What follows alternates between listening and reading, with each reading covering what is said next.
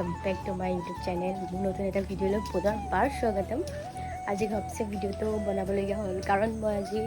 মানে লগৰজনী ঘৰত বহুত দিনৰ পৰা মাতি আছিলে আহিমকে বুলি মানে আজি পুতুককে প্লেনিংটো বনালো ঘৰত থাকি বৰিং লাগি গৈছিলে সেইকাৰণে আজি আহি গ'লো হেতৰ ঘৰলে দেন ভিডিওটো আজি ইয়াৰ পৰা ষ্টাৰ্ট কৰিলো ভিডিওটো লাষ্টলৈকে চাই থাকিব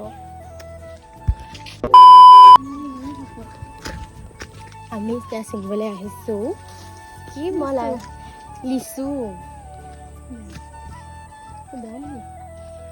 মানে নাই গাইছ লিচুবোৰ চব চিঙি মিনি থৈ দিয়া আছে এইটো এটা সময় এইটো কিবা কিবি সোমাই থাকিলে ভয় লাগি দেই নাই ৰ মই ভিডিঅ' এটা বনাই আছোঁ ধুনীয়া লিচু দেখিয়ে পোৱা নাই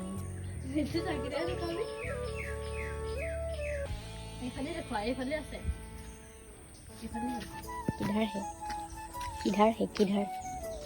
या আমি এতিয়া দুজনী লিচু চিঙিব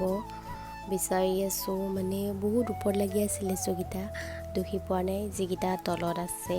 এইকেইটা তলতে লুকাই আছিলে আমি অথনি দেখি পোৱা নাছিলোঁ ফাইনেলি আমি লিচু দেখা পাই গ'লোঁ এতিয়া আমি চিঙিম আৰু চিঙি মেলি খাম টেঙা নে মিঠা আপোনালোকক কম দেই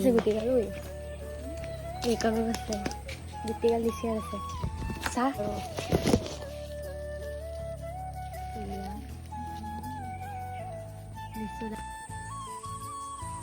এয়া মই পূৰা ছিঙিব লাগি গ'লোঁ আৰু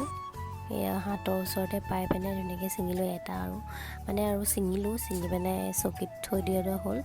তাৰপিছত এয়া ভয় লাগে মানে এনেকৈ বান্ধি থোৱা আছেতো কিবা কিবি মানে সোমাই থাকিলে বুলি ভয় লাগে আৰু সেইকাৰণে দেন এয়া এতিয়া খাইছোঁ আৰু খাবলৈ মিঠা নে টেঙা কম খাবলৈ একদম বহুত মিঠা মানে একদম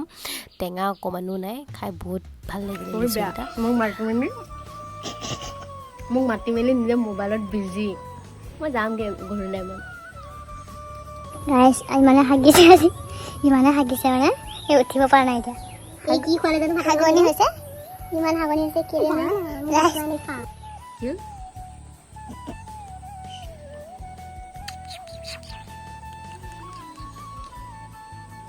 কি হ'ল ভিতৰত ভৰাই থৈ দিছে নে তোমাক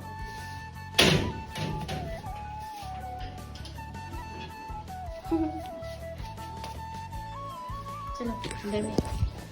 जाने मत गरम भिडियो लागिक सब बाहिर बहुत time बहिलो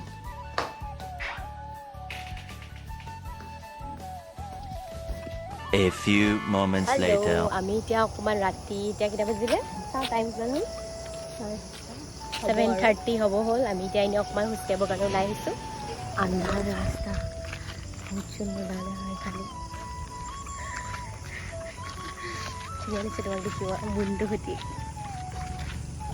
the next day hello good morning এতিয়া উঠি মেলি গা চা ধুলোঁ আৰু আজি ভাবিলোঁ শুকান মাছৰ চাটনি বনাম ভাবিলোঁ আপোনালোকক অকণমান দেখাওঁ বোলো ভিডিঅ'টো লাষ্টলৈকে চাই থাকিব এয়া আমি এতিয়া ৰেচিপি বনাব আহি গ'লোঁ শুকান মাছৰ ৰেচিপি দেন আমি শুকান মাছটো মানে মই শুকান মাছ লৈছোঁ মিছা মাছটো ধুনীয়াকৈ গৰম পানীত আপুনি 10 মিনিটমান ধুনীয়াকৈ তিয়াই থ'ব তাৰ পাছত ঠাণ্ডা পানীয়ে অকণমান ধুই দিব লাগে ধুই মেলি ধুনীয়াকৈ মিক্সিত অকণমান মানে বিলাহী আপুনি কণ বিলাহীও ল'ব পাৰে ডাঙৰ বিলাহীও ল'ব পাৰে মই কণ বিলাহী থকাৰ কাৰণে কণ বিলাহী ল'লোঁ আৰু জলকীয়া আপোনালোকে যিমান জ্বলা খাব পাৰে সিমান জলকীয়া এড কৰি ল'ব তাৰ পাছতে নহৰু আদা আৰু পিঁয়াজ দুটা দি দিব লাগে পিঁয়াজ দুটাও দিব লাগে তাৰ পাছত আৰু সেয়াই ক'লোঁ নহয় তাৰপাছত মিক্সিত পিচি দিব লাগে মিক্সিত পিচি ধুনীয়াকৈ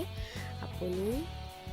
কেৰাহী এখন ল'ব কেৰাহী এখন লৈ তাত তেল চেল দি